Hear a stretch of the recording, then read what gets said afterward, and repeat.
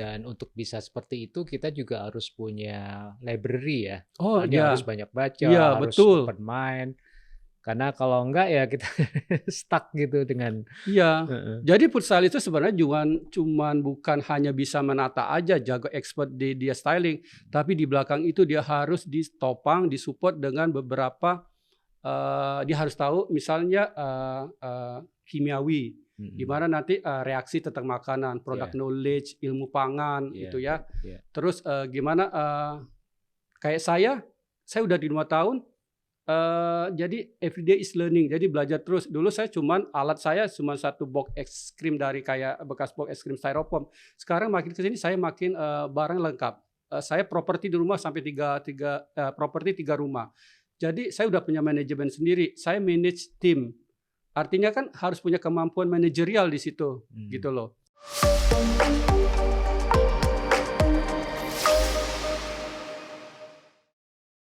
Halo teman rasa, jumpa kembali dengan saya Cak Tom. Inilah Aku Rasa, Akar Kuliner Nusantara. Tampilan sebuah makanan merupakan hal penting yang harus diperhatikan oleh para pelaku usaha kuliner. Makanan dengan presentasi yang indah tentunya akan menggugah selera makan, menggugah minat dari para pemirsanya. Seakan-akan terlihat sangat lezat dan memang sebenarnya sangat lezat gitu ya, tapi ini memberikan persepsi yang lebih lagi.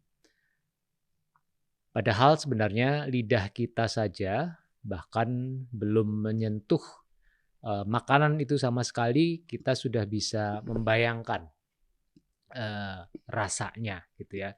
Sebagian orang kadang juga suka, ini ritual sih termasuk saya juga. Sebelum makan bukan berdoa tapi foto dulu. Makanannya difoto.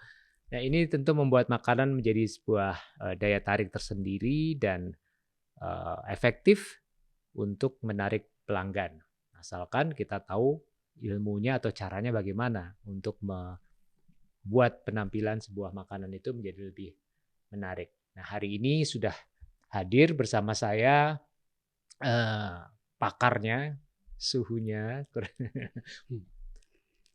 Beliau adalah orang yang telah berpengalaman dalam dunia food stylist. Jadi kita nanti ngobrol-ngobrol dengan beliau dan ingin menggali pengalaman beliau selama bertahun-tahun sebagai seorang food stylist, bagaimana cara menata apa namanya tampak dari sebuah makanan untuk menjadi menarik, menggugah selera. Selamat sore. Selamat Saya sore. panggilnya Pak Bang Mas Panggil aja Puji, Pak. Puji.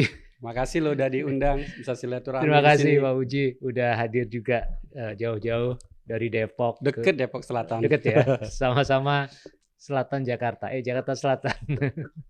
Selatannya Jakarta. Selatannya Jakarta. Saya panggil Mas saja deh.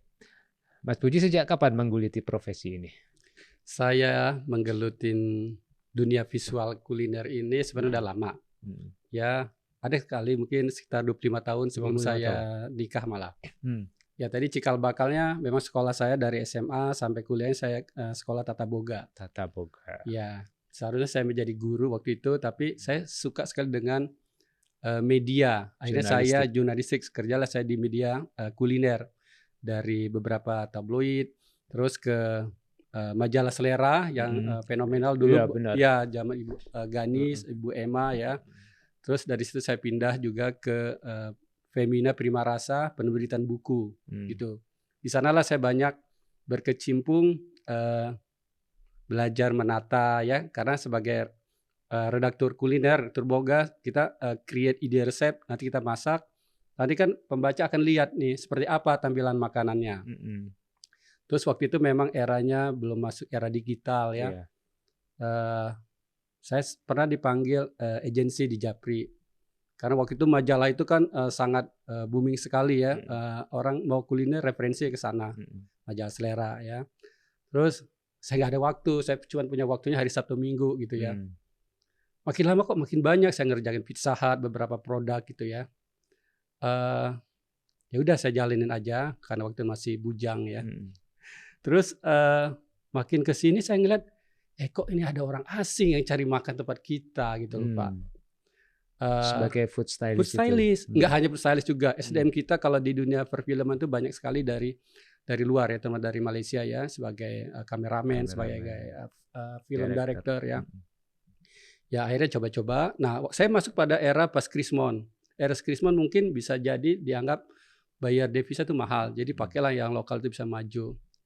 Makin lama saya sering tuh akhirnya saya udah nggak ada waktu lagi ya buat bekerja secara tetap. Akhirnya saya pikir spesialisasi aja saya menjadi food stylist. Nah saya juga kan terakhir juga ngerjakan film layar lebar seperti Aruna dan Lidahnya. Ya gitu saya. Beberapa lah ada film layar lebar juga dulu, ada Brownies sama Hanung gitu.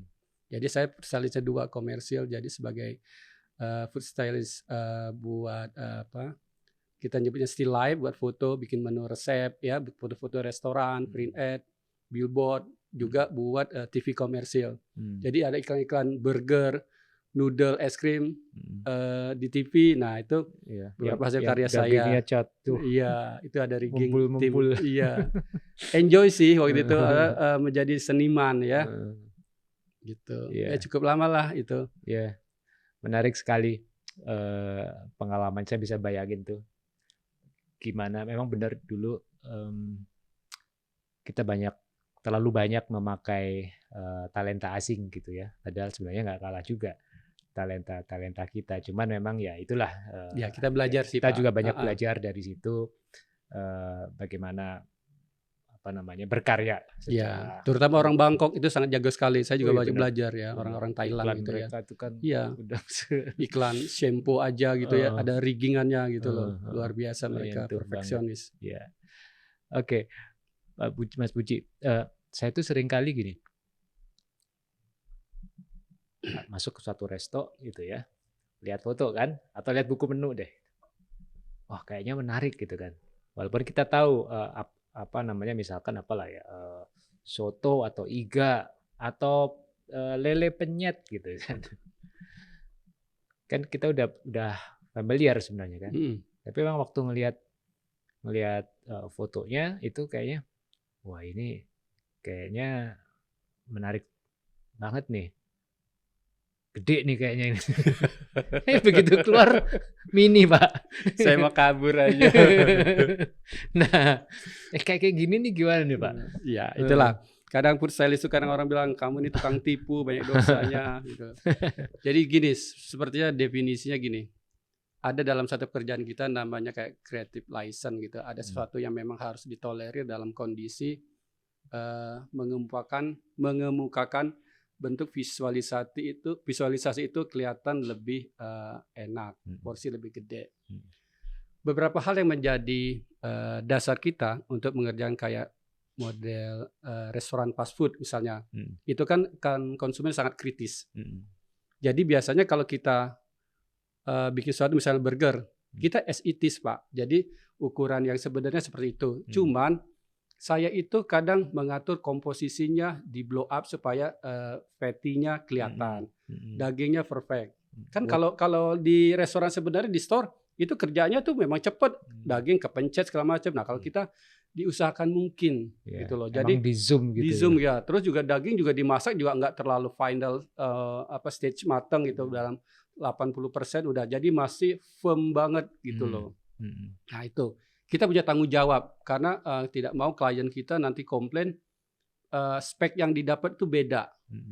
Nah, itu bagian saya kan ada lagi namanya desain grafis itu yang akan lebih merapikan finishingnya. Nah, contoh kalau kita menyajikan bakso itu di restoran itu ada 7. Ya udah, kita naruhnya 7 butir, jangan 10. Nah, problemnya kalau kita supaya ter-highlight bakso yang gede, piringnya kita kecilin, jadi baksonya kelihatan di bawah tuh gede. Nah kalau aslinya piringnya agak lebih besar kedodoran. Nah kita support bawahnya dengan jelly, dengan sesuatu supaya ter-raise up gitu ya. Soalnya kalau kita menjanjikan soto nih buat jualan, kecemplung semua kan, orang tidak bisa mengimajinasikan saya dapatnya seperti apa, nanti isinya seperti apa. Nah ini kan pekerjaan-pekerjaan cantik kita gitu loh, yang memang mengatur detail.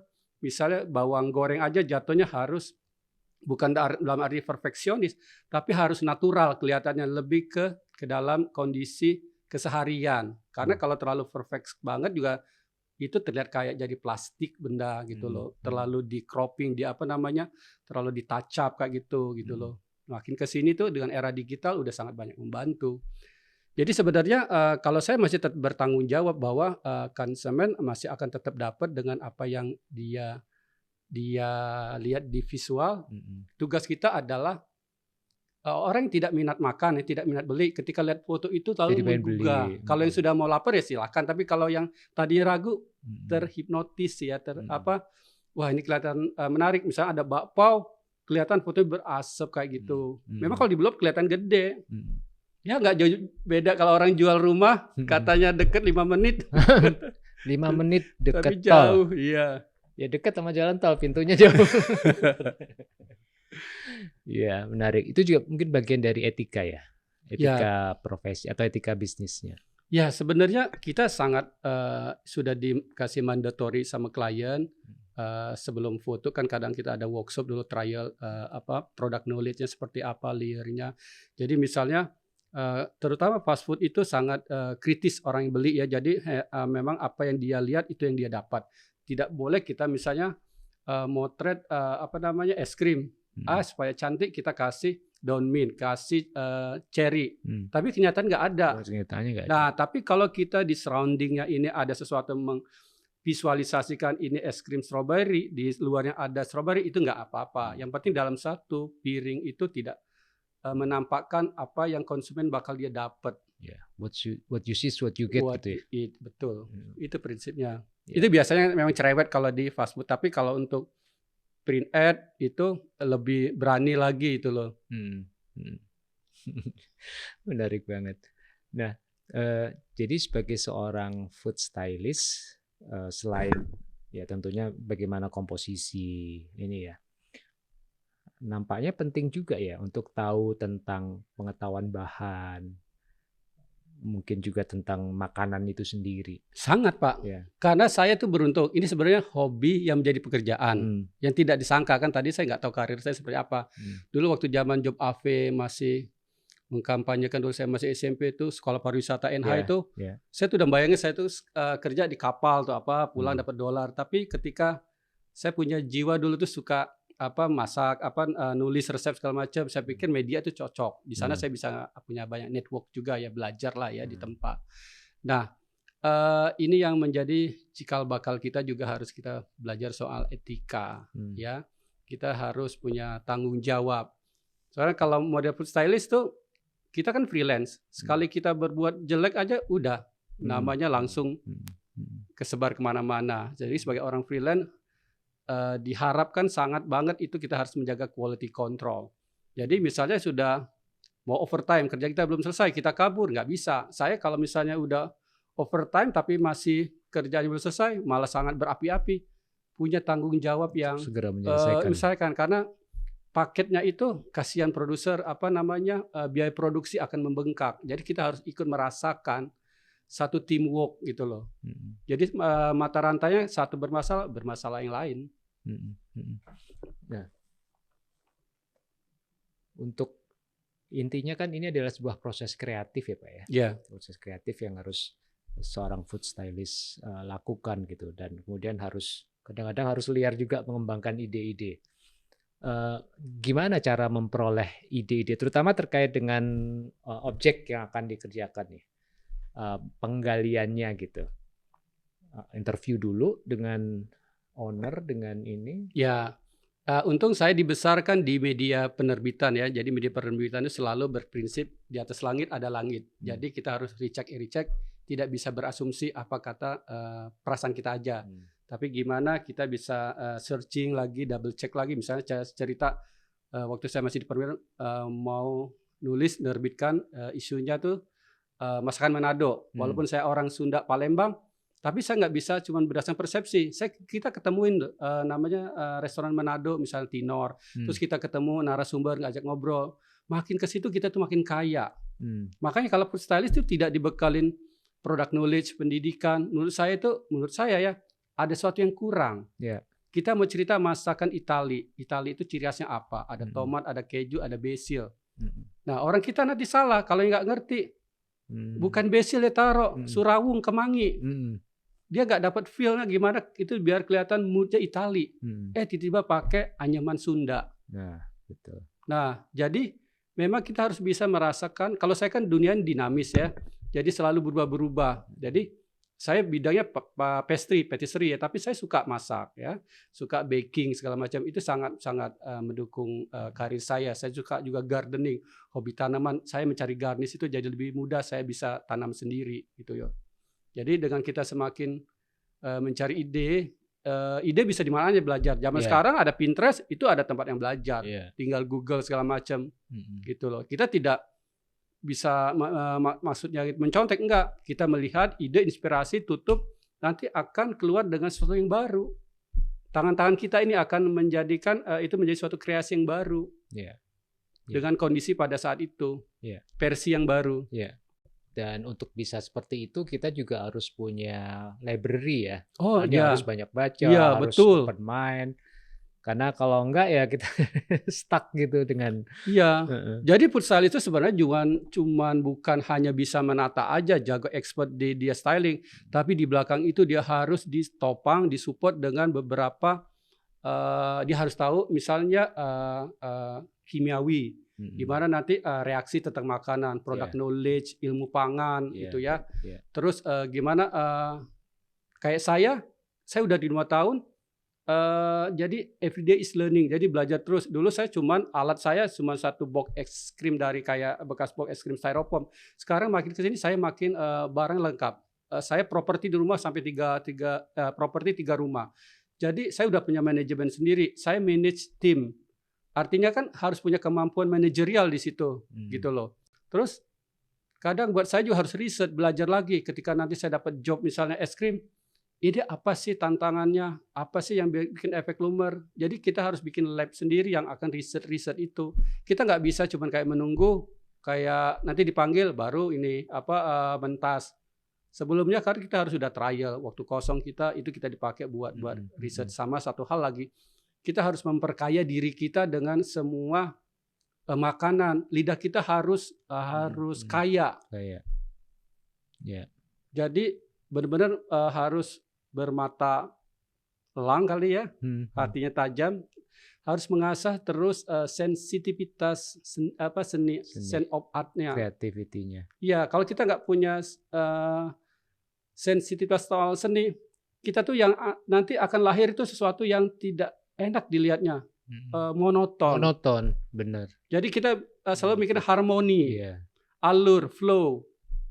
Jadi kalau ngomong itu jadi bisa ada narasinya. Ada narasinya. Jadi kita kan berhubungan dengan orang marketing. Jadi apa yang dia sampaikan, campaign marketing itu akan sampai. Jadi mana hero, mana supportingnya, secondary-nya apa. Jadi mata kita tuh nggak capek kalau ngeliat ada suatu komposisi makanan. Oh ini pesannya sampai.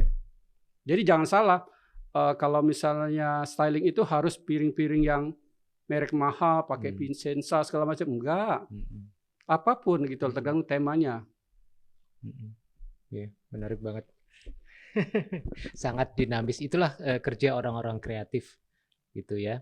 Kadang-kadang memang harus berpikir out of box. Kalau perlu boxnya dihilangin gitu, nggak bisa pakai box. Nggak pakai box gimana nih ya gitu ya kira-kira. Gaya bebas freestyle gitu. Nah mungkin agak sedikit teknis nih Mas Puji.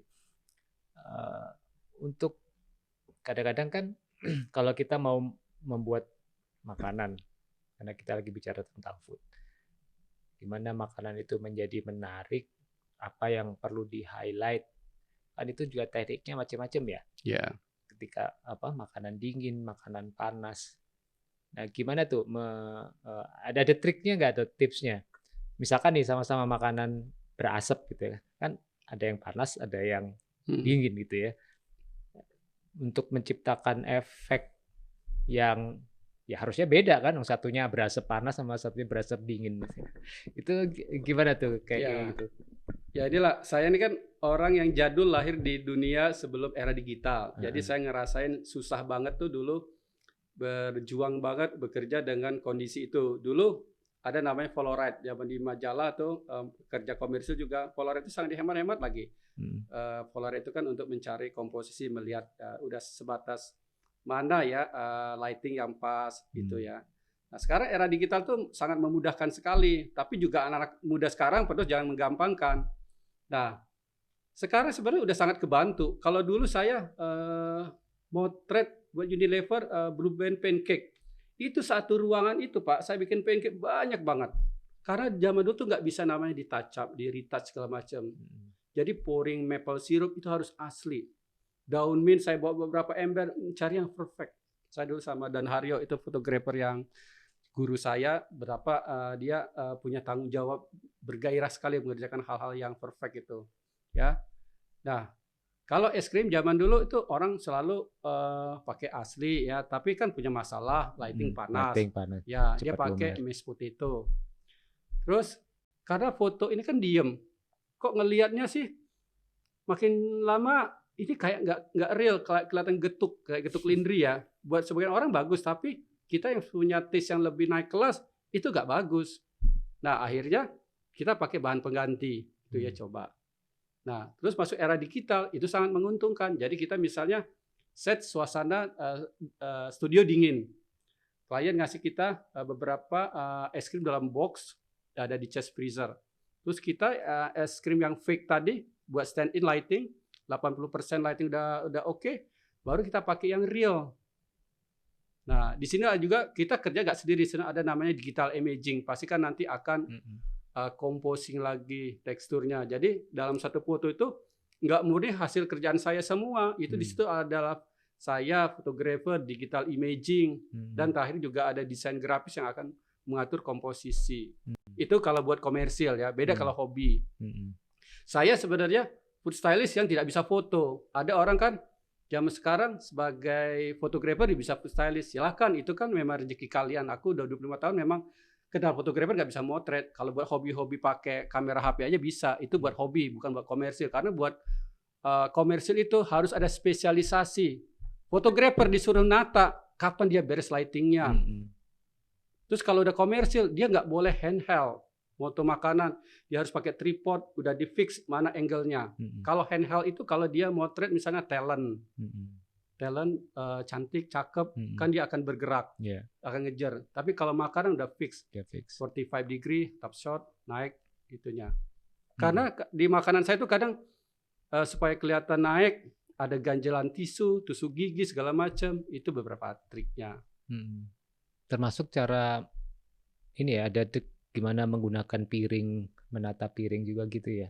Ya, sebenarnya kalau food stylist itu tidak harus kalau kita bekerja dengan komersil, rata-rata mereka tidak terlalu suka dengan piring-piring yang terlalu banyak bercorak. Kenapa? Karena to the point, customer, orang harus lihat itu produknya. Makanan. Kalau nanti piringnya terlalu banyak tekstur, kita tuh belajar di dunia psikologi ya, sekian persen itu waktu kita agak terbuang berapa detik untuk itu, jadi agak distorsi gitu ya. Yang melihat jadi memberi, ini kayaknya piringnya bagus, ini lupa sama makanannya. Lupa. Nah itulah, perkara misalnya mau biru, mau warna lain, tinggal kita pilox aja atau apa. Yang special occasion kayak gitu kan biasa tematis, misalnya kalau mau lebaran, misalnya ada piring-piring tertentu. Biasanya dalam suatu tema yang besar gitu loh. Saya tetap koleksi beberapa piring jadul, piring-piring yang polos segala macam gitu loh.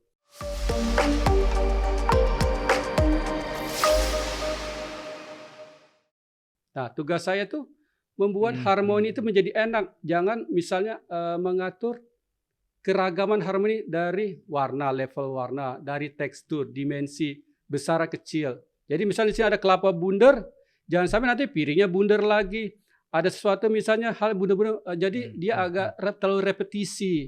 Jadi harus di crossing dengan apa? Tiba-tiba masuk misalnya daun ke daun kunyit. Nah, hijau kan gitu loh. Mengenai flow juga. Flow itu membuat kita tuh jadi nyaman. Kita kalau ngelempar selendang, jatuhnya arahnya kemana? Nah, makanan juga gitu, jadi enak flow-nya. Jangan sampai nanti kayak jadi tabrakan.